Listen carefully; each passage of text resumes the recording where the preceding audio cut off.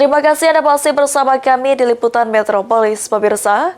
Guna memberikan pengawasan dan keamanan, proses program makan bergizi gratis di Kabupaten Muara Enim agar tidak terjadi masalah seperti di daerah lain, pemerintah Kabupaten Muara Enim membentuk Satgas Makan Bergizi Gratis.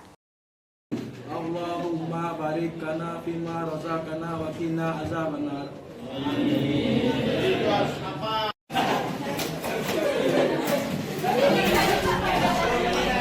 Pemerintah pusat telah menjalankan program makan bergizi gratis MBG di setiap daerah.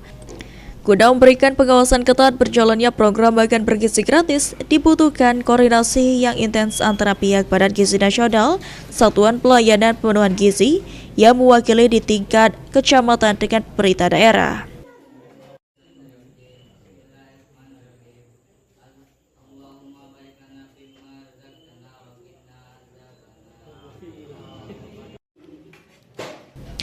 Kabupaten Muara Enim melalui Bupati akan terus melakukan pengawasan dan menjaga kualitas makanan MBG bagi anak sekolah dengan bentuk Satgas MBG yang terdiri dari Dinas Kesehatan dan Pendidikan. Satgas dibentuk agar jangan sampai terjadi masalah seperti di daerah lain yang merugikan anak-anak.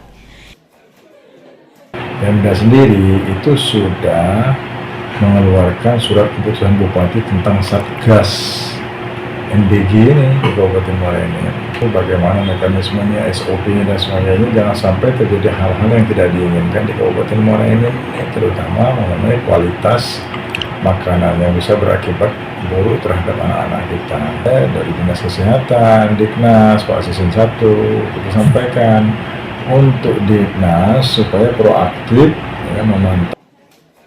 Edison juga meminta OPD yang ditunjuk harus proaktif dalam menjalankan pengawasan. Jangan sampai program yang baik jadi masalah jika proses penerapannya tidak baik, dan koordinasi pihak BGN dan SPG juga dibutuhkan agar pelayanan MBG bisa maksimal. Mardiansyah, BAL TV.